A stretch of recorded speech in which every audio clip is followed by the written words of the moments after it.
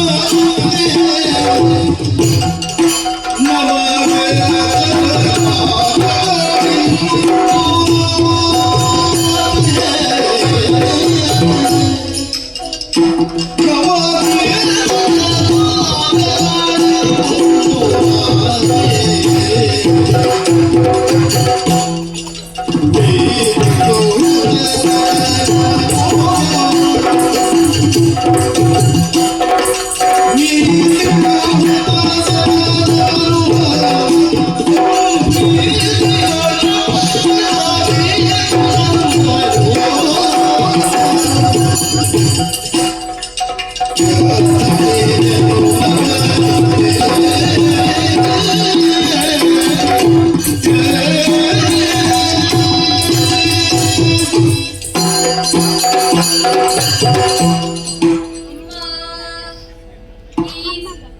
ವಿಶಾಲವಾದಂತಹ ಜನರಾಶಿಯ ಮಧ್ಯದಲ್ಲಿ ನಮ್ಮ ಮೂವರ ಜನನವಾಯಿತು.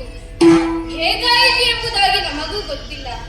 ಮೂರು ವಿವಿಧ ದಿಶೆಗಳಿಂದ ಹರಿದು ಬಂದಂತಹ ನಾವು ಒಟ್ಟಾಗಿ ನಿಂತಹ ಸಂದರ್ಭದಲ್ಲಿ ಆ ಪ್ರಣವ ನಿನಾದವನ್ನೇ ನಾವು ಧ್ಯಾನಿಸಿದೆವು. ಆ ಸಂದರ್ಭದಲ್ಲಿ ನಿನ್ನ ಪ್ರತ್ಯಕ್ಷವಾಯಿತಲ್ಲ ತಾಯಿ. ಈ ಜಗತ್ತಿನಲ್ಲಿ ಯಾವುದೇ ಒಂದು ವ್ಯಕ್ತಿಯಾಗಲಿ ಒಂದು ವಸ್ತುವಾಗಲಿ ಉದಿಸಿ ಬರಬೇಕು ಎಂದಾದರೆ ಅದಕ್ಕೊಂದು ನಿಮಿತ್ತ ಎಂಬುದಾಗಿ ಇರುತ್ತದೆ ಅಂತೆ, ಒಂದು ಸಂಕಲ್ಪವಿರುತ್ತದೆ ಅಂತೆ. ಹಾಗೆ ಪರಬ್ರಹ್ಮ ಸ್ವರೂಪಳಾದಂತಹ ನಿನ್ನಿಂದ ನಮ್ಮ ಸೃಷ್ಟಿಯಾಯಿತು ಎಂದಾದರೆ ಅದಕ್ಕೆ ಒಂದು ನಿಮಿತ್ತ ಬೇಕೇ ಬೇಕು ತಾನೆ. ಅಮ್ಮ, ಯಾಕಾಗಿ ನಮಗೆ ಜನ್ಮವನ್ನಿತ್ತ ತಾಯಿ? ನಮಗಾಗಿ ಯಾವ ಕಾರ್ಯಗಳನ್ನು ನೀನು ನಿರ್ದೇಶಿಸುತ್ತಿದ್ದೀಯ? ದಯವಿಟ್ಟು ತಿಳಿಸಬೇಕಮ್ಮ, ದಯವಿಟ್ಟು ತಿಳಿಸಬೇಕು.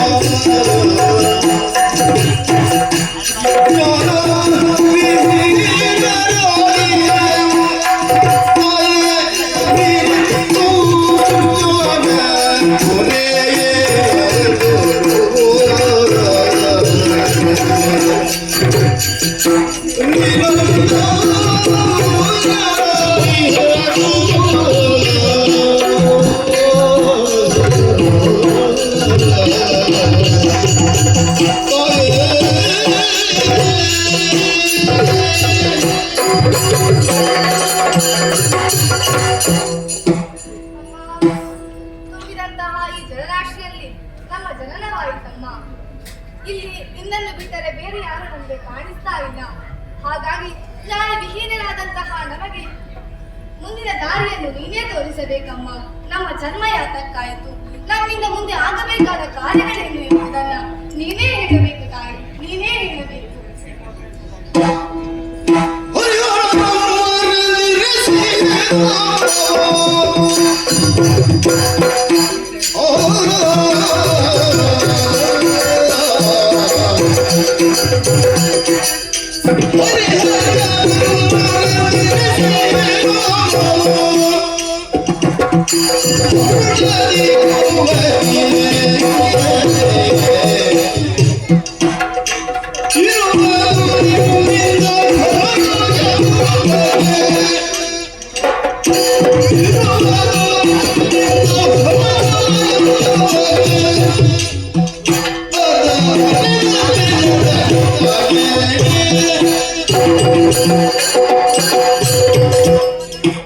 ಜನ್ಮರಹಸ್ಯವನ್ನು ತಿಳಿಯದೇ ಬಳಲುತ್ತಿರುವ ಓ ನನ್ನ ಮುದ್ದು ಮಕ್ಕಳೇ,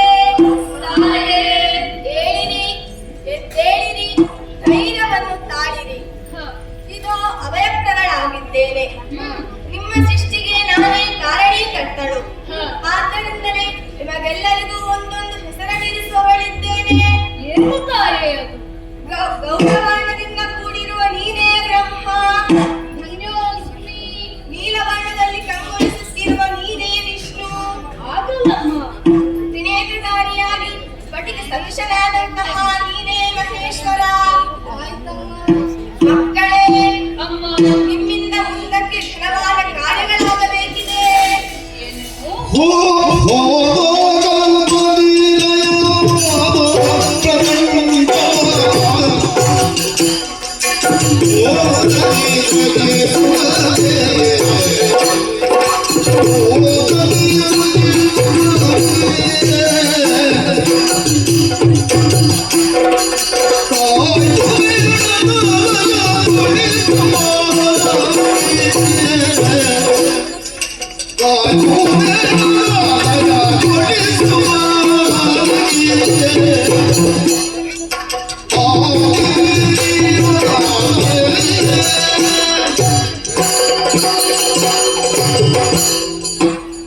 ನನ್ನ ಮುದ್ದು ಮಕ್ಕಳೇ, ಅಮ್ಮ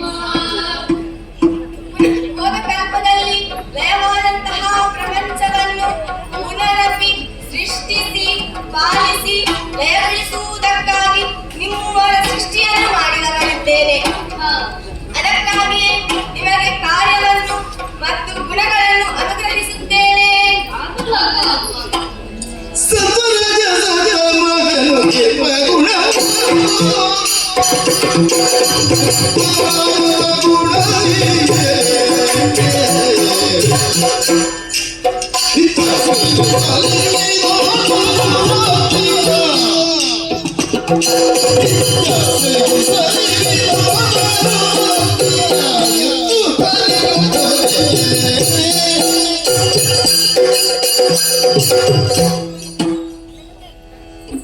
ಮಗನೇ ಬ್ರಹ್ಮ,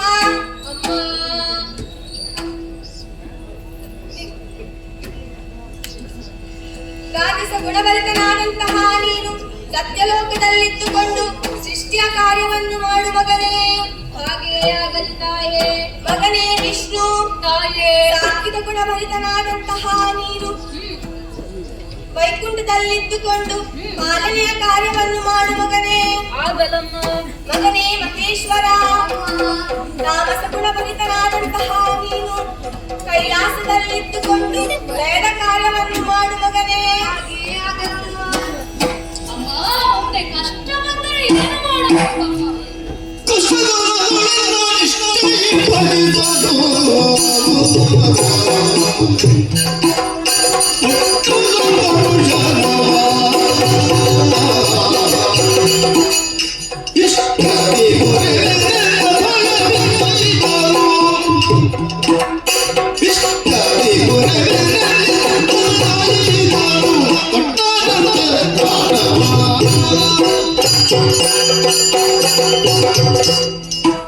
ನನ್ನ ಮಕ್ಕಳೇ, ಅಮ್ಮ, ನಾನು ಹೇಳಿದಂತಹ ರಕ್ಷಣಾ ಕಾರ್ಯವನ್ನು ಮಾಡುವಂತಹ ಸಂದರ್ಭದಲ್ಲಿ ದುಷ್ಟರಿಂದ ಕಷ್ಟ ಬಂತು ಎಂದಾದರೆ ನನ್ನನ್ನು ಏಕೋ ಭಕ್ತಿಯಿಂದ ಧ್ಯಾನಿಸಿ ಪ್ರತ್ಯಕ್ಷ ಅಥವಾ ಪರೋಕ್ಷವಾಗಿ ನಿಮ್ಮ ಕಷ್ಟವನ್ನು ಕ್ಷಣ ಮಾತ್ರದಲ್ಲಿ ದೂರೀಕರಿಸುತ್ತೇನೆ. ಹಾಗೆಯೇ ಆಗಲಿ ತಾಯೇ. ಅದೃಷ್ಟಲಾಗುತ್ತೇನೆ.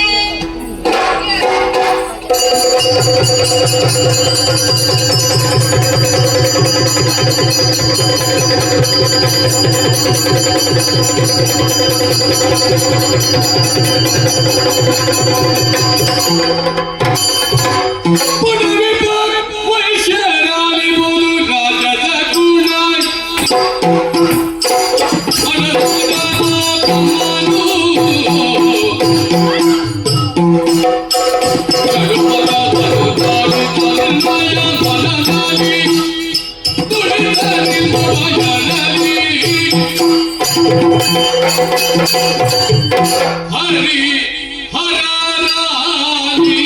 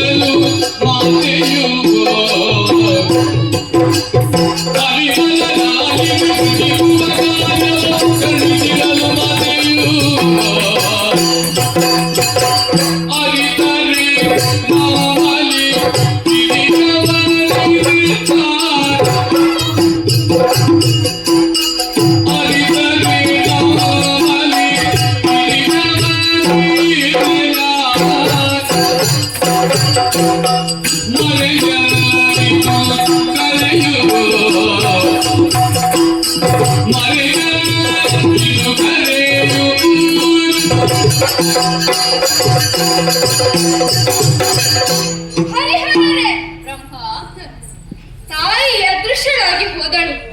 ಆ ಸಂದರ್ಭದಲ್ಲಿ ನನ್ನ ಮನಸ್ಸಿನಲ್ಲಿ ಉದಿಸಿದ್ದು ಒಂದು ಭಾವ. ಯಾವುದು? ಹೌದು, ಏನು? ತಾಯಿ ಬಂದವಳು ಹೌದು, ಆಕೆ ನಮಗೆಲ್ಲರಿಗೂ ಅಧಿಕಾರಿಣಿ ಇದ್ದಾಳೆ. ಅವಳೇ ನಮ್ಮನ್ನು ನೋಡಿಕೊಳ್ಳುವವಳು ಎನ್ನುವುದು ಸತ್ಯವೇ. ಆದರೆ ಇನ್ನೊಂದು ಸಮಸ್ಯೆ ಇದೆ. ಏನು ಸಮಸ್ಯೆ? ಆಕೆ ಸದಾ ನಮ್ಮ ಜೊತೆಯಲ್ಲಿ ಇರುವವಳು ಹೌದು, ಆದರೂ ಸಹ ಕಷ್ಟ ಕಾಲದಲ್ಲಿ ನನ್ನನ್ನು ಸ್ಮರಿಸಿದರೆ ಎಂದಾದರೆ ನಾನು ನಿಷ್ಠೆಯಿಂದ ಬಂದು ನಿಮ್ಮನ್ನು ಕೊರೆಯುತ್ತೇನೆ ಎನ್ನುವ ಹಾಗೆ ಹೇಳಿದ್ದಾಳೆ. ಅಂದರೆ ಏನರ್ಥ? ಕಷ್ಟ ಕಾಲದಲ್ಲಿ ಮಾತ್ರ ಆಕೆ ನಮ್ಮೊಂದಿಗಿರುತ್ತಾಳೆ ಅಥವಾ ನಮ್ಮ ಎದುರು ಬರುತ್ತಾಳೆ ಎನ್ನುವ ಹಾಗೆ. ಇಲ್ಲದೆ ಹೋದ್ರೆ ಏನು ಮಾಡುವುದು? ಇಲ್ಲದೆ ಹೋದರೆ ಅವಳು ಅದೃಶ್ಯಳಾಗಿರುತ್ತಾಳೆ. ಅಂತಹ ಒಂದು ಸಂದರ್ಭದಲ್ಲಿ ನಮ್ಮೊಳಗೆ ಒಂದು ಹಿರಿಯ ಸ್ಥಾನವನ್ನು ತುಂಬುವುದಕ್ಕೆ ಒಬ್ಬ ವ್ಯಕ್ತಿ ಬೇಕೋ ಬೇಡವೋ? ಒಂದು ಗುಂಪು ಇದ್ದಾಗ ಹಾಗೆ ಅಲ್ವಾ, ಅದಕ್ಕೊಬ್ಬ ಯಜಮಾನ ಎನ್ನುವ ಹಾಗೆ ಬೇಕು.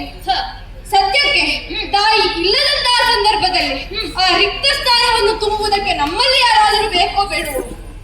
ಅದು ನೀವೇ ತೀರ್ಮಾನಕ್ಕೆ ಬರ್ತಾ ಇರುವುದಲ್ವಾ ಈಗ? ನಾನು ಯಾಕೆ ಹೇಳಿದೆ? ಯಾಕೆ? ನಾವು ತಾಯಿಯನ್ನು ಸ್ತುತಿಸಿದಂತಹ ಸಂದರ್ಭದಲ್ಲಿ ಅಷ್ಟರವರೆಗೆ ನಮಗೆ ಯಾವುದು ಏನು ಎನ್ನುವುದು ಏನೂ ಗೊತ್ತಿರಲಿಲ್ಲ. ನಿಜ. ಜ್ಞಾನ ವಿಹೀನರಾಗಿದ್ದಂತಹ ನಮಗೆ ಆ ಪ್ರಣವ ರೂಪದ ಆ ಶಬ್ದದ ಮೂಲಕವಾಗಿ ನಮ್ಮಲ್ಲಿ ಜ್ಞಾನವನ್ನು ತುಂಬಿದಳು. ಆ ಜ್ಞಾನದಿಂದಲೇ ನಾವು ಆ ಪ್ರಣವ ಮಂತ್ರವನ್ನು ನಿಷ್ಠೆಯಿಂದ ಭಜಿಸಿ ಆ ಮೂಲಕವಾಗಿ ತಾಯಿಯನ್ನು ಸಾಕ್ಷಾತ್ಕರಿಸಿಕೊಂಡೆವು. ಆ ರೀತಿಯಾಗಿ ನಮಗೆ ಈ ಹೆಸರು, ಈ ಗುಣ, ಈ ಕರ್ತವ್ಯಗಳು ಲಭ್ಯವಾದದ್ದು. ಆ ನಿಟ್ಟಿನಲ್ಲಿ ನಾವು ಯೋಚಿಸಿದೆ ಉಂಟಾದ್ರೆ ಅಲ್ಲಿಯವರೆಗೆ ನಾವು ಏನೂ ಆಗಿರಲಿಲ್ಲ. ತಾಯಿ ಬಂದಾಗ ನಮಗೆ ಒಂದು ಅಸ್ತಿತ್ವ ಎನ್ನುವುದು ಸಿಕ್ಕಿಕೊಂಡದ್ದು. ನಿಜ. ವಿಷ್ಣು ಹರನೆ, ಈ ಸಂದರ್ಭದಲ್ಲಿ ನಾನು ಯೋಚಿಸಿದ್ದೇನೆ, ಎದುರು ಬಂದಂತಹ ತಾಯಿ ಮೊದಲಿಗೆ ಕರೆದದ್ದು ಯಾರನ್ನು? ಗೌರವನವನಾದ ನೀನೇ ಬ್ರಹ್ಮ ಎನ್ನುವ ಹಾಗೆ ಮೊದಲಿಗೆ ನಾಮಕರಣ ಮಾಡಿದ್ದು ನನಗೆ. ಅಷ್ಟು ಮಾತ್ರವಲ್ಲ, ಮುಂದೆ ಕಾರ್ಯಗಳನ್ನು ವಿಭಾಗಿಸಿ ಕೊಡುವಾಗಲೂ ಸಹ ಆಕೆ ಆಡಿದ್ದೇನೆಂದು. ನೀನು ರಾಜಸ ಗುಣವನ್ನು ಹೊಂದಿದವನಾಗಿ, ರಾಜಸ ಗುಣಪೂರಿತನಾಗಿ ನೀನು ಸತ್ಯಲೋಕದಲ್ಲಿರುತ್ತಿ. ಅಂದರೆ ಮೊದಲು ಮನೆಯನ್ನು ಕೊಟ್ಟದ್ದು ನನಗೆ. ಆಮೇಲೆ ಮೊದಲಿನ ಕಾರ್ಯ, ಅದು ಸೃಷ್ಟಿ ಕಾರ್ಯ, ಅದನ್ನು ವಹಿಸಿಕೊಟ್ಟದ್ದು ನನಗೆ. ಆ ರೀತಿಯಲ್ಲಿ ನೋಡಿದರೆ ಇರುವ ಮೂವರಲ್ಲಿ ಒಂದು ಜ್ಯೇಷ್ಠ ಸ್ಥಾನವನ್ನು ಆಕೆ ನನ್ನಲ್ಲಿ ಕಂಡಿದ್ದಾಳೆ ಅಂತ ಅರ್ಥ. ಬ್ರಹ್ಮ ವಿಷ್ಣು ಮಹೇಶ್ವರರಲ್ಲಿ ಮೊದಲಿನ ಸ್ಥಾನ ಯಾವತ್ತಿದ್ದರೂ ಬ್ರಹ್ಮನದ್ದೇ. ಈ ರೀತಿಯಾಗಿ ಆಕೆ ಒಂದು ನಿಶ್ಚಯವನ್ನು ಮಾಡಿಕೊಂಡೆ ನನ್ನ ಹೆಸರನ್ನು ಕರೆದಿರಬೇಕು. ಅದಲ್ಲವಾದರೆ ನಿಮ್ಮಿಬ್ಬರಲ್ಲಿ ಯಾರದ್ದಾದ್ರೂ ಹೆಸರನ್ನು ಹೇಳುತ್ತಿದ್ಲೋ ಇಲ್ಲವೋ? ಆದ್ದರಿಂದ ಒಂದು ಯೋಚನೆಯನ್ನು ಮಾಡಿದೆ ಅಂತಾದ್ರೆ, ಸೃಷ್ಟಿಸುವ ಕಾರ್ಯದಲ್ಲಿ ತಾಯಿ ನನ್ನನ್ನು ಸ್ಥಾಪಿಸಿದಳಾದ ಕಾರಣ ಆ ಕಾರ್ಯವನ್ನು ನನಗೆ ಕೊಟ್ಟಿರುವುದರಿಂದ ನಾನು ಹೇಳುತ್ತೇನೆ, ನಮ್ಮ ಮೂವರಲ್ಲಿ ಹಿರಿಯವ ನಾನೇ. ಅದರಲ್ಲಿ ಒಪ್ಪಿಕೊಂಡು ಒಳ್ಳೆಯದಾಗಿದೆ.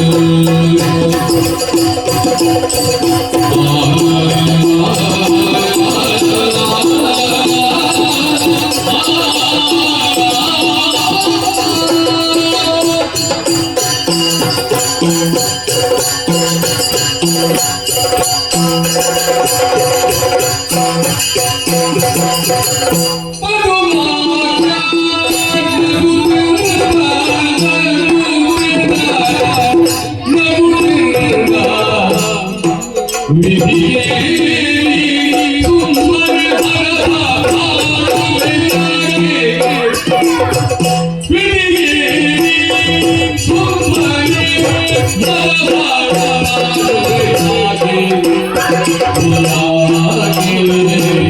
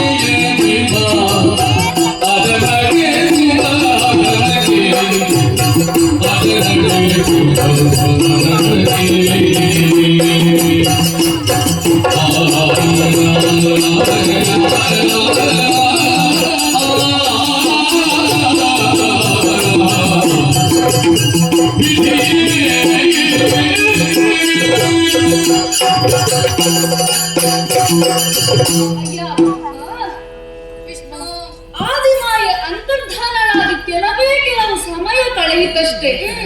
ನಾನು ಅವಳಿದ್ದಂತಹ ಕಾರ್ಯವನ್ನು ಮುಂದೆ ಹೇಗೆ ಕಾರ್ಯರೂಪಕ್ಕೆ ತರಬಹುದು ಎಂಬುದಾಗಿ ಯೋಚನೆಯಲ್ಲಿದ್ದೆ. ತಕ್ಷಣ ನೀನು ನನ್ನನ್ನು ಕರೆದೆ. ನನ್ನನ್ನು ಮಾತ್ರ ಅಲ್ಲ, ಅವರನ್ನು ಕೂಡ ಕರೆದೆ. ನನಗೆ ಆಶ್ಚರ್ಯವಾಯಿತು. ಏನು? ನೀನು ಕರೆದದ್ದು ಮುಂದಿನ ಕಾರ್ಯದ ಬಗ್ಗೆ ಹೇಳುವುದಕ್ಕಾಗಿ ಅಂತ ನಾನು ಭಾವಿಸಿದ್ರೆ ಅದಲ್ಲ, ನಮ್ಮೊಳಗೆ ಒಂದು ತೀರ್ಮಾನಕ್ಕೆ ಬರುವ ರೀತಿಯಲ್ಲಿ ಮಾತನಾಡಿದೆ. ನನ್ನ ಶ್ರೇಷ್ಠತೆಯನ್ನು ನೀವು ಒಪ್ಪಿಕೊಳ್ಳಿ ಎಂದಿದ್ದೆ. ಅದು ಹಾಗಾಗುವುದಿಲ್ಲ. ಯಾಕೆ ಮಲ್ಲಯ್ಯ? ಏನನ್ನು ತಿಳಿಯದಂತಹ ನಾವು ಜಲರಾಶಿಯಲ್ಲಿ ಒಂದೊಂದು ಮೂಲೆಯಲ್ಲಿ ಇದ್ದೆವು. ತೇಲುತ್ತಾ ತೇಲುತ್ತಾ ಒಂದಾದವರು ನಾವು. ಆದರೂ ನಮಗೆ ಏನೂ ತಿಳಿದಿರಲಿಲ್ಲ. ಎಲ್ಲವನ್ನೂ ತಿಳಿಸಿದವಳು, ನಮಗೆ ಹೆಸರನ್ನು, ಇರುವುದಕ್ಕೆ ಜಾಗವನ್ನು, ಒಂದೊಂದು ಗುಣವನ್ನೂ ಕೊಟ್ಟವಳು ನಮ್ಮ ಆದಿಮಾಗೆ. ಇದರ ಗೂಢಾರ್ಥ ಏನು? ನಾವು ಮೂವರು ಒಂದಾಗಿ ಇದ್ದರೆ ನಮ್ಮ ಕಷ್ಟವನ್ನು ಪರಿಹರಿಸುವುದಕ್ಕೆ ಆ ಆದಿಮಾಯೇ ಬರುತ್ತಾಳೆ ಎನ್ನುವುದು ಸ್ಪಷ್ಟ ತಾನೆ. ಅವಳು ಬರದೇ ಇರುವ ಸಂದರ್ಭದಲ್ಲಿ ಒಂದು ವ್ಯಕ್ತಿ ಬೇಕು, ಹೇಳುವುದಕ್ಕೂ ಕೇಳುವುದಕ್ಕೂ ಒಂದು ಬೇಕು ಎನ್ನುವ ಕಾರಣಕ್ಕಾಗಿ ಹೇಳಿದ್ದೇನೆ. ಬ್ರಹ್ಮ, ಆ ತೀರ್ಮಾನವನ್ನು ನಾವೇ ಮಾಡಿಕೊಳ್ಳುವುದಕ್ಕಾಗುವುದಿಲ್ಲ. ಮತ್ತೆ ಯಾಕೆ ಮಲ್ಲಯ್ಯ? ಯಾಕೆ? ನೀನು ಮುಂದೆ ಹೇಳಿದ್ದಾದರೂ ಏನು? ಅಮ್ಮ ಮೊದಲು ನನ್ನನ್ನು ಕರೆದರು, ಆದುದರಿಂದ ನಾನು ಶ್ರೇಷ್ಠ. ಬ್ರಹ್ಮ ಅಂತ ನನಗೆ ಹೆಸರಿಟ್ಟರು, ಆದುದರಿಂದ ನಾನು ಶ್ರೇಷ್ಠ ಅಂತ ಹೇಳುತ್ತಾ ಇದ್ದೀಯಲ್ಲ. ಸ್ವಲ್ಪ ಆಲೋಚನೆಯನ್ನು ನೀನೇ ಮಾಡು. ಏನು ಮಾಡು? ನಿನ್ನನ್ನು ದೊಡ್ಡವ ಅಂತ ಒಪ್ಪಿಕೊಳ್ಳಬಹುದಿತ್ತೇನೋ? ಯಾಕೆ? ಯಾವಾಗ ಆ ಆದಿಮಾಯ ನಿನ್ನನ್ನು ಮಾತ್ರ ಕರೆದು ನಿನಗೆ ಹೆಸರನ್ನು, ಇರುವುದಕ್ಕೆ ಸ್ಥಳವನ್ನು, ಗುಣವನ್ನು ನೀಡಿ ನಮಗೆ ಯಾವುದೇ ಹೆಸರನ್ನು, ಸ್ಥಳವನ್ನು, ಗುಣವನ್ನು ನೀಡದೇ ಇದ್ದರೆ ನಿನ್ನನ್ನು ದೊಡ್ಡವ ಅಂತ ಒಪ್ಪಿಕೊಳ್ಳಬಹುದಿತ್ತು. ಆದರೆ ಮೂವರನ್ನು ಸಮಾನವಾಗಿ ಕಂಡಂತಹ ಆಕೆ ಮೂವರಿಗೂ ಒಂದೊಂದು ಕೆಲಸ ಕಾರ್ಯಗಳನ್ನು ನಿರ್ವಹಿಸಿ ಹೋದವಳಿದ್ದಾಳೆ. ಅದರ ಮಧ್ಯೆ ನಾನು ಶ್ರೇಷ್ಠ, ನೀನು ಶ್ರೇಷ್ಠ ಎನ್ನುವಂತಹ ವಾಗ್ವಾದವನ್ನು ನಾವೇ ಬೆಳೆಸಿದೆವು ಅಂತಾದ್ರೆ ಮುಂದೆ ಕಷ್ಟ ಬಂದ್ರೆ ಅವಳು ಹೊರೆಯುವುದಕ್ಕೆ ಬರುತ್ತಾಳೆ ಅಂತ ಹೇಳುವುದಕ್ಕಾಗುವುದಿಲ್ಲ. ಅದಕ್ಕಾಗಿ ಬ್ರಹ್ಮ, ಇದು ಸರಿಯಲ್ಲ. ನೀನು ರಾಜಸ ಗುಣವನ್ನು ಆಳಬೇಕೇ ಹೊರತು ರಾಜಸ ಗುಣವೇ ನಿನ್ನನ್ನು ಆಡುವ ರೀತಿಯಲ್ಲಿ ನೀನು ಮಾತನಾಡುತ್ತಾ ಇದ್ದೀಯ. ರಾಜಸ ಗುಣ ಅಂತ ಹೇಳಿದ್ದೇನೆ. ನೀನು ಸತ್ವಗುಣವನ್ನು ಹೊಂದಿದವ ನಿಜ, ಅವನು ತಮೋ ಗುಣವನ್ನು ಹೊಂದಿದವ ನಿಜ. ನಿಮಗಿಬ್ಬರಿಗೂ ಸ್ವತಂತ್ರವಾದ ಗುಣಗಳೇ ಕೊಟ್ಟಲ್ಪಟ್ಟದ್ದು. ಆದರೆ ನನ್ನ ಗುಣವನ್ನು ನೀನೊಮ್ಮೆ ಯೋಚಿಸು. ರಾಜಸ ಗುಣ ಅಂದರೆ ಅದು ಸತ್ವಗುಣವೂ ಇದೆ, ಅದರಲ್ಲಿ ತಮೋ ಗುಣವೂ ಇದೆ. ಇದೆರಡರ ಮಿಶ್ರಣ ನನ್ನಲ್ಲಿದೆ. ಅದರ ಅರ್ಥ ಏನು? ನಿಮ್ಮಿಬ್ಬರ ಸಾಮರ್ಥ್ಯ ನನ್ನಲ್ಲಿದೆ ಎನ್ನುವ ಹಾಗೆ. ಓಹೋ, ಆ ಲೆಕ್ಕದನ್ನು ನೋಡಿದ್ರೆ ನಾನು ಶ್ರೇಷ್ಠನಾಗುತ್ತೇನೆ. ಅದು ಖಂಡಿತ ಸಾಧ್ಯವಿಲ್ಲ. ಮತ್ತೆ ಗುಣವೊಂದನ್ನು ಇಟ್ಟು ನೀವು ಶ್ರೇಷ್ಠ ಅಂತ ಹೇಳಿದ್ರೆ ಅದನ್ನು ನಾನು ಒಪ್ಪಿಕೊಳ್ಳುವವ. ನೀನು ಒಪ್ಪುವುದಿಲ್ಲ. ಹೇಳ್ತಾರೆ, ಕೇಳೋಣ ಕೇಳೋಣ.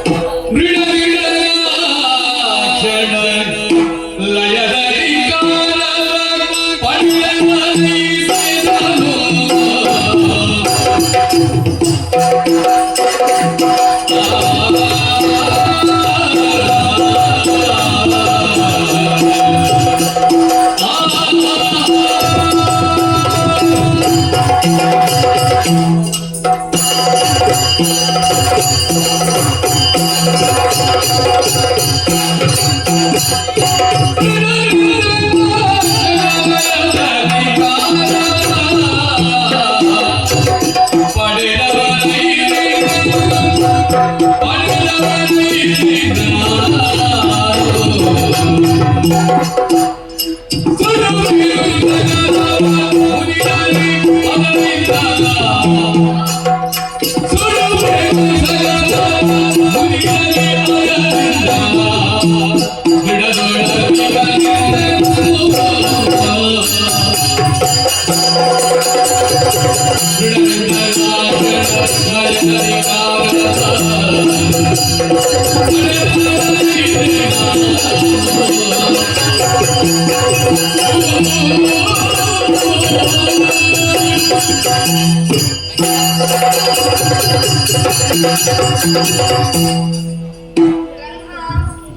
ಶಿವನೇ, ನಿಮ್ಮಿಬ್ಬರ ವಾದವನ್ನು ನಾನೀಗ ಆಲಿಸಿದವನಿದ್ದೇನೆ. ನಮ್ಮ ಊರಲ್ಲಿ ಇದೀಗ ಯಾರು ದೊಡ್ಡವ ಎನ್ನುವುದೇ ಪ್ರಶ್ನೆ ಅಲ್ಲವೇ? ಇದಕ್ಕೆ ಉತ್ತರವನ್ನು ನಾನು ಹೇಳ್ತೇನೆ, ಕೇಳಿ. ಹೇಗೆ? ಬ್ರಹ್ಮ, ನೀನು ದೊಡ್ಡವ, ಹಾಗಂತ ನೀನು ದೊಡ್ಡವನ. ಇವನದ್ದು ಒಳ್ಳೆ ಕೆಲಸ ಅಲ್ಲ, ಯಾರಿಂದಲೂ ಬೈಗಳು ತಿನ್ನುವ ಹಾಗಿಲ್ಲ. ನೋಡು, ಮಾತು ಕೇಳಿವನದ್ದು. ಹಾಗೆ ಮಾತನಾಡುತ್ತ ನನ್ನ ಮಾತು ಮುಗಿದಿಲ್ಲ. ಮತ್ತೆ ನೀವಿಬ್ಬರು ದೊಡ್ಡವರೇ ಸರಿ, ಆದ್ರೆ ನಿಮಗಿಂತಲೂ ದೊಡ್ಡವ ನಾನು. ಆಯ್ತಲ್ಲ, ಇದು ಹೀಗೆ ಮಾತನಾಡಿದ್ರೆ ಸೃಷ್ಟಿಸುವ ಬೇಕಲ್ಲ. ನನ್ನನ್ನು ಸರಿಯಾಗಿ ನೋಡಿ, ಮೇಲಿನಿಂದ ಕೆಳಗೊಮ್ಮೆ ನೋಡಿ. ನಿಮ್ಮಲ್ಲಿ ಇಲ್ಲದ ಅಧಿಕವಾದದ್ದು ನನ್ನಲ್ಲಿ ಉಂಟು. ಏನದು? ಈ ನನ್ನ ಮೂರನೇ ಕನಸು. ಈಗ ಅದನ್ನು ಮುಚ್ಚಿಕೊಂಡಿದ್ದೇನೆ. ಅದನ್ನು ತೆರೆದೆ ಅಂತಾದ್ರೆ ಬ್ರಹ್ಮ ಸೃಷ್ಟಿಸಿದ್ದಾಗಿರ್ಲಿ, ನೀನು ಪಾಲಿಸಿದ್ದಾಗಿರ್ಲಿ, ಸಕಲವನ್ನು ಸುಟ್ಟು ಬಿಡ್ತೇನೆ. ಇಂತಹ ಅಧಿಕಾರ ಸಾಮರ್ಥ್ಯ ನನ್ನಲ್ಲಿರುವುದರಿಂದ ನಾನೇ ತಾನೇ ಶ್ರೇಷ್ಠ, ನಾನೇ ತಾನೇ ದೊಡ್ಡವ. ಅದರ ಉತ್ತಮ ವಿಚಾರ ಇದೆ. ಮೊದಲು ನಾನು ಸೃಷ್ಟಿಸಬೇಕಲ್ಲ.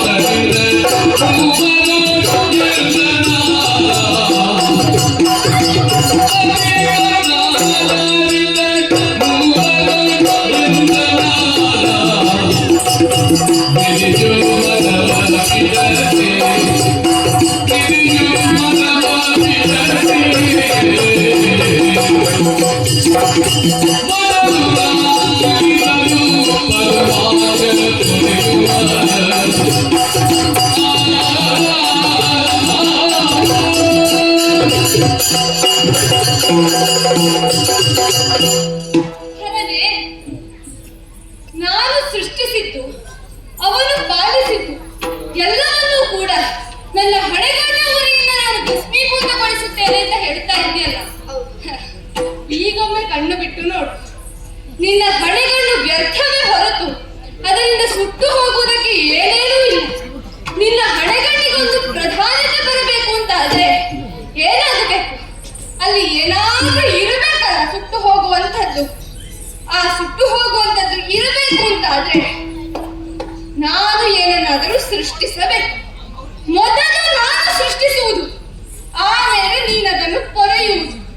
ನೀನು ಪೊರೆಯುವಲ್ಲಿ ಏನಾದ್ರೂ ಉಳಿದಿದೆ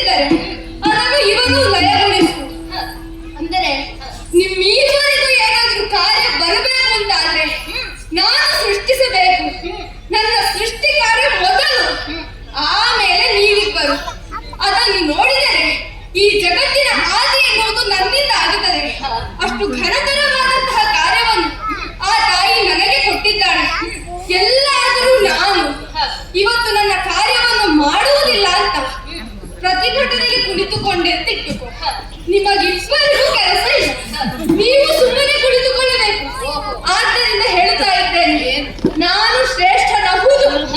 ನಮ್ಮ 3 ಮಂದಿಗಳ ಮಧ್ಯದಲ್ಲಿ ಶ್ರೇಷ್ಠತ್ವವೋ ನನ್ನಲ್ಲಿ ಕಂಡದ್ದರಿಂದ ಜಗತ್ತನ್ನು ಆದಿಗೊಳಿಸುವಂತಹ ಆ ಕಾರ್ಯವನ್ನು ಆ ಮಾತೆ ನನಗೆ ಕೊಟ್ಟಿದ್ದಾಳೆ.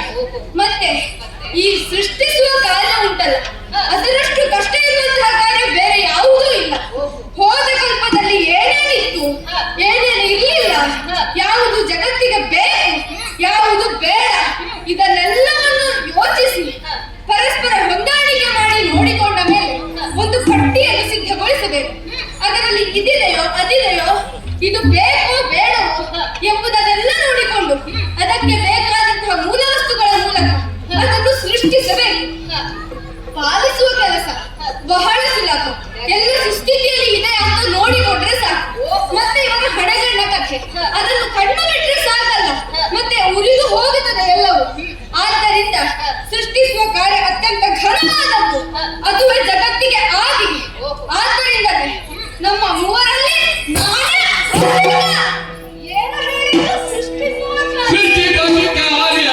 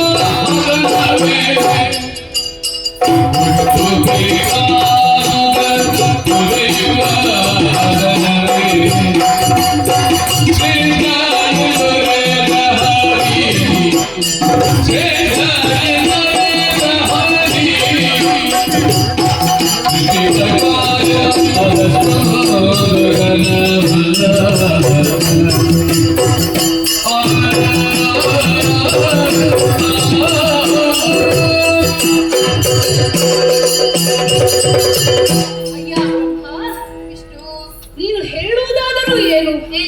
ಸೃಷ್ಟಿಸುವ ಕಾರ್ಯ ಘನತರವಾದದ್ದು ಎಂಬುದಾಗಿ ಅದು ಹೇಗಾಗುವುದಕ್ಕೆ ಸಾಧ್ಯ ಹೇಳು. ಸೃಷ್ಟಿಸುವ ಕಾರ್ಯ ಘನ, ಅದರಲ್ಲಿ ಮತ್ತೆ ಸಂದೇಹಕ್ಕೆ ಎಡೆಯೇ. ಅದು ನಿನಗೆ ಮಾತ್ರ. ನಾವಿಬ್ಬರೂ ಇಲ್ಲಿ ಇದ್ದೇವಲ್ಲ, ನನಗೂ ಒಪ್ಪಿಗೆ ಆಗಬೇಕು ತಾನೆ. ಸ್ವಲ್ಪ ನಾವು ವಿಮರ್ಶಿಸೋಣ. ನೀನು ಸೃಷ್ಟಿಸುವುದಾದರೂ ಯಾವುದನ್ನು? ಹೋದ ಕಲ್ಪದಲ್ಲಿ ಲಯವಾದಂತಹ ಆ ಪ್ರಪಂಚವನ್ನು ಸೃಷ್ಟಿಸ್ತಿ. ಸರಿ, ಹಾಗಿರುವಾಗ ನಿನ್ನ ಸೃಷ್ಟಿಗೆ ಮೂಲ ಯಾವುದಾಯಿತು? ಈತ ಮಾಡುವಂತಹ ಲಯ ಕಾರ್ಯವೇ ಮೂಲ ಆಯಿತು. ಮತ್ತೆ ಈತ ಲಯ ಆದ್ರೂ ಮಾಡುವುದು ಏನನ್ನು? ನಾನು ಪಾಲಿಸಿದಷ್ಟು ಸಮಯ ಪಾಲಿಸಿ ಆದ ನಂತರ ಕೊನೆಗೆ ಈತ ಲಯವನ್ನು ಮಾಡುತ್ತಾನೆ. ವಿಷ್ಣು, ನೀನು ಹೋದ ಕಲ್ಪದಲ್ಲಿ ಪಾಲಿಸಿದ್ದು ಯಾವುದನ್ನು? ಹೋದ ಕಲ್ಪದಲ್ಲಿ ಬ್ರಹ್ಮ ಸೃಷ್ಟಿಸಿದ್ದನ್ನು. ಹಾಗಿದ್ರೆ ಬ್ರಹ್ಮ ಸೃಷ್ಟಿಸಿದ್ದು ಯಾವುದನ್ನು ಅಂತ ಕೇಳಿದ್ರೆ ನೀನು ಯಾವ ಉತ್ತರವನ್ನು ಕೊಡುತ್ತಿ? ಸ್ವಲ್ಪ ಆಲೋಚನೆಯನ್ನು ಮಾಡಿ ಮಾತನಾಡುವಾಗ.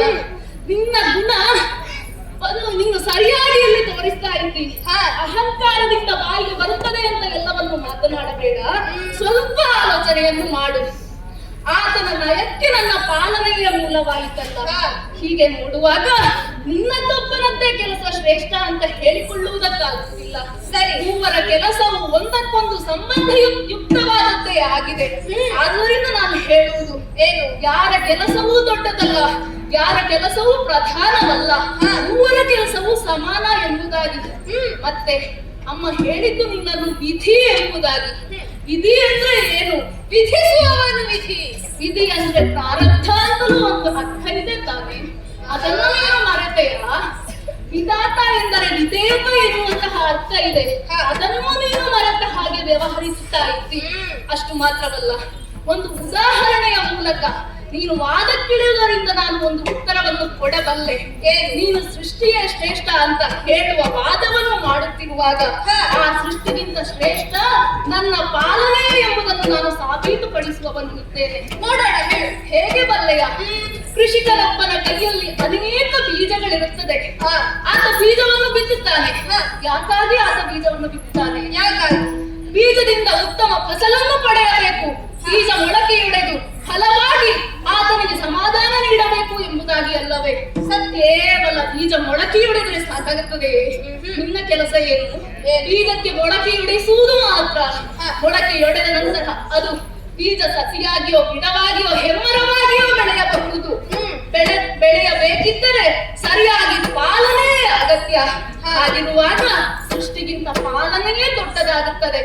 ನೀನು ವಾದಕ್ಕಿಳಿಯುವುದರಿಂದ ಮಾತ್ರ ಹೇಳ್ತಾ ಇದ್ದೇನೆ. ಏನು? ಬ್ರಹ್ಮನಿಂದ ವಿಷ್ಣು ದೊಡ್ಡವ ಎಂಬುದಾಗಿ ಅಲ್ಲ. ವಿಷ್ಣು ಮಾಡುವಂತಹ ಸೃಷ್ಟಿಯ ಕಾರ್ಯದಿಂದ ಬ್ರಹ್ಮ ಮಾಡುವ ಸೃಷ್ಟಿಯ ಕಾರ್ಯದಿಂದ ವಿಷ್ಣುವಾದಂತಹ ನಾನು ಮಾಡುವ ಪಾಲನೆಯೇ ಶ್ರೇಷ್ಠ ಎಂಬುದಾಗಿ. ಈಗ ನೀನು ಹೀಗೆ ಹೇಳುತ್ತಿ, ನಾನು ಒಂದು ರೀತಿಯಾಗಿ ಹೇಳಿದೆ. ಇಲ್ಲಿ ಒಂದು ವಿಚಾರ, ನಾವಿರುವವರು 3 ಮಂದಿ. ಅವ ಆಗಲೂ ಹೆಚ್ಚು ಮಾತಾಡ್ಲಿಲ್ಲ. ಹೌದು, ನಮ್ಮಷ್ಟು ಮಾತನಾಡ್ಲಿಲ್ಲ. ಅಂದ್ರೆ ಅವ ಒಂದು ನಿರ್ಲಿಪ್ತವಾಗಿದ್ದಾನೆ ಅಂತ ಆಯ್ತು. ನಿಜ. ಇಬ್ಬರ ಮಧ್ಯೆ ವಾದ ಎನ್ನುವುದು ಸಂಭವಿಸಿದಂತಹ ಸಂದರ್ಭದಲ್ಲಿ ಅದಕ್ಕೊಂದು ತೀರ್ಮಾನ ಬೇಕು ಅಭಿಪ್ರಾಯ ಭೇದದಲ್ಲಿ ಅಂತ ಆದ್ರೆ ಯಾರಾದರೂ ಒಬ್ಬರು ಮತ ಹಾಕಬೇಕು. ಬಹುಮತವನ್ನು ನಿರೀಕ್ಷಿಸಬೇಕು. ಬಹುಮತ ಯಾರಿಗೆ ಬರುತ್ತದೆ ಆತನನ್ನು ನಾವು ಒಪ್ಪಿಕೊಳ್ಳಬಹುದು. ಹಾಗಾದ್ರೆ ಹರನೇ, ನಿನಗೆ ಯಾವುದು ಸರಿ ಅಂತ ಕಾಣುತ್ತದೆ? ನಮ್ಮಿಬ್ಬರಲ್ಲಿ ಯಾರನ್ನು ಒಪ್ಪಿಕೊಳ್ಳುತ್ತಿದ್ದ ಹೇಳಿದ್ಯಾ?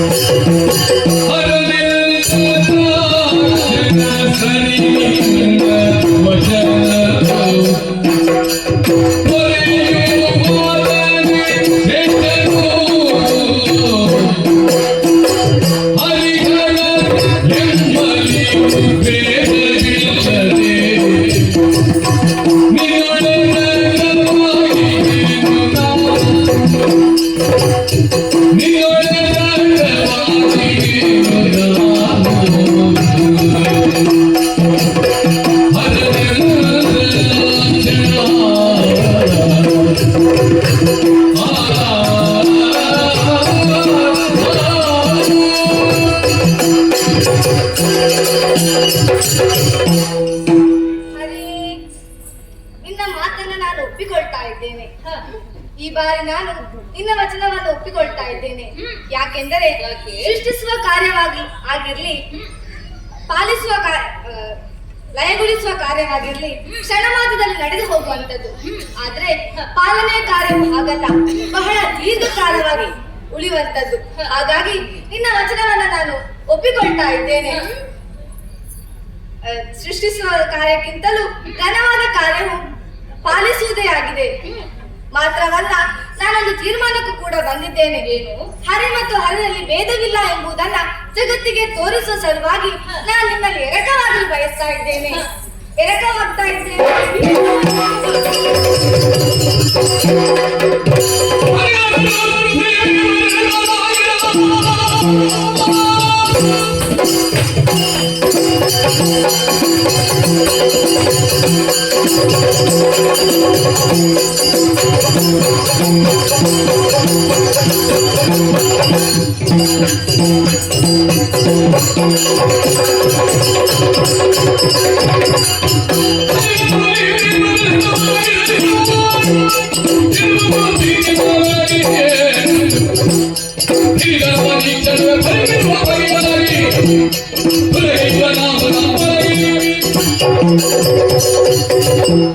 ಈ ಬಹುಮತವನ್ನು ನಾನು ಒಪ್ಪುವುದಕ್ಕೆ ಸಾಧ್ಯ ಇಲ್ಲ. ಇಲ್ಲಿ ಏನೋ ಮೋಸ ಆಗಿದೆ ಅನ್ನೋದು ನನಗೆ ಗೊತ್ತಾಗುತ್ತಾ ಇದೆ. ಅಷ್ಟಲ್ಲದಿದ್ದರೆ ಅವ ನಿನ್ನ ಮಾತನ್ನು ಬೆಂಬಲಿಸ್ತಾನೆ. ಬೆಂಬಲಿಸಿದ್ದು ಸಾಲದು ಅಂತ ಅದರ ಹಿಂದೆ ನಿನ್ನಲ್ಲಿ ನಾನು ಎರಕವಾಗುತ್ತೇನೆ ಅಂತ ಮರುಕ್ಷಣದಲ್ಲಿ ಅವನನ್ನು ನಿನ್ನೊಳಗೆ ನೀನು ಸೇರಿಸಿಕೊಂಡೆ. ಹರಿಹರರಲ್ಲಿ ಭೇದ ಇಲ್ಲ ಎನ್ನುವ ಹಾಗೆ ಘಂಟಾಘೋಷವಾಗಿ ನೀನು ಘೋಷಿಸಿ ಬಿಟ್ಟಿಯಲ್ಲ. ಹರಿ, ಇದನ್ನು ನಾನು ಒಪ್ಪಿಕೊಳ್ಳುವುದಕ್ಕೆ ಸಾಧ್ಯವಿಲ್ಲ. ಈ ಬಹುಮತದಲ್ಲಿ ಏನೋ ಮೋಸ ಆಗಿದೆ. ನೀನು ಅವನಿಗೆ ಏನೋ ಆಮಿಷವನ್ನುಂಟಿದ್ದೀಯ ಎನ್ನುವುದನ್ನು ನಾನು ಅರ್ಥೈಸಿಕೊಳ್ಳಬಲ್ಲೆ. ಹರಿ, ಒಂದು ವಾದದಲ್ಲಿ ಅಭಿಪ್ರಾಯ ಭೇದವನ್ನು ನಾವು ಸರಿ ಮಾಡಿಕೊಳ್ಳಬೇಕು, ಅದಕ್ಕೊಂದು ಪರಿಹಾರವನ್ನು ಸೂಚಿಸಬೇಕು ಎಂದಾದರೆ ಅಲ್ಲಿ ಬಹುಮತ ಮಾತ್ರ ಅಲ್ಲ, ಅದಕ್ಕೆ ಇನ್ನೊಂದು ಮಾರ್ಗವೂ ಇದೆ. ಯುಕ್ತಿಯಿಂದ ಆಗದನ್ನು ಶಕ್ತಿಯಿಂದ ಸಾಧಿಸುವಂತಹ ಯುಕ್ತಿಯಿಂದ ನನ್ನದು ಸರಿಯಾಗಲಿಲ್ಲ ಅಂತ ಆದ್ರೆ ಬಲಪ್ರಯೋಗವನ್ನು ಮಾಡೋಣ. ನಮ್ಮಿಬ್ಬರಲ್ಲಿ ಯಾರಾದ್ರೆ ಅವರ ಶ್ರೇಷ್ಠತ್ವವನ್ನು ಮತ್ತೊಬ್ಬರು ಒಪ್ಪಿಕೊಳ್ಳತಕ್ಕದ್ದು.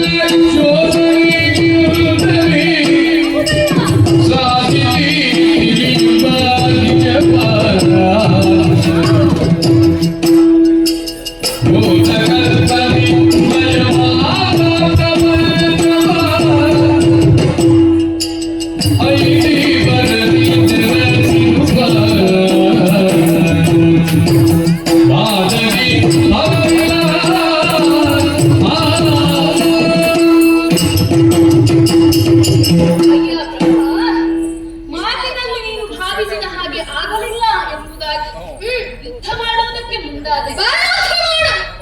ಸ್ವಲ್ಪ ತಡೆಯಯ್ಯ. ಮಾತಿನ ಬಲ, ನಾಲಗೆಯ ಬಲ ಯಾರಿಗೆ ಹೆಚ್ಚಿರುತ್ತದೋ ಅವರು ಮಾತಿನಲ್ಲಿ ಗೆಲ್ಲುತ್ತಾರೆ. ಶರೀರದ ಪ್ರಾಣ ಯಾರಿಗೆ ಹೆಚ್ಚಿರುತ್ತಾರೋ ಅವರು ಯುದ್ಧದಲ್ಲಿ ಗೆಲ್ಲುತ್ತಾರೆ. ಹಾಗಂತ ಒಂದರಲ್ಲಿ ಗೆದ್ದರೆ ಅವರು ಶ್ರೇಷ್ಠ ಅಂತ ಭಾವಿಸುವುದಕ್ಕಾಗುತ್ತದೆ ಹೇಳು? ಖಂಡಿತವಾಗಿಯೂ ಇಲ್ಲ. ಆದ್ದರಿಂದ ನಾನೊಂದು ತೀರ್ಮಾನಕ್ಕೆ ಬಂದಿದ್ದೇನೆ. ಏನು? ಹೇಗೂ ಆದಿಮಾಯ ನಮ್ಮಲ್ಲಿ ಹೇಳಿದ್ದಾಳೆ, ನಮ್ಮ ಒಳಗೆ ಇದೆ ಹೋದ ಕಲ್ಪದಲ್ಲಿ ಲಯವಾದಂತಹ ಪ್ರಪಂಚ ಎಂಬುದಾಗಿ.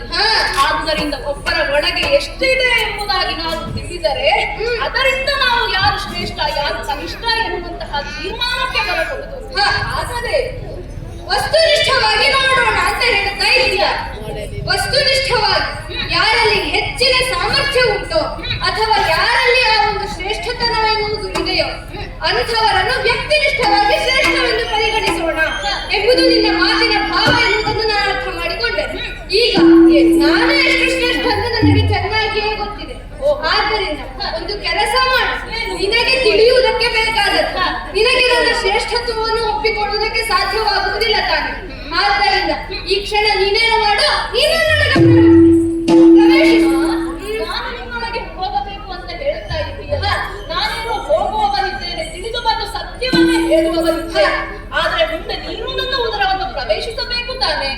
ಆದುದರಿಂದ ಈಗ ನಾನು ನಿನ್ನ ಉದರವನ್ನು ಪ್ರವೇಶಿಸುತ್ತೇನೆ ದಾರಿಯನ್ನು ತೋರಿಸುವುದಾದರೂ ಇದನ್ನು ಬಾಯಿಯ ಮೂಲಕ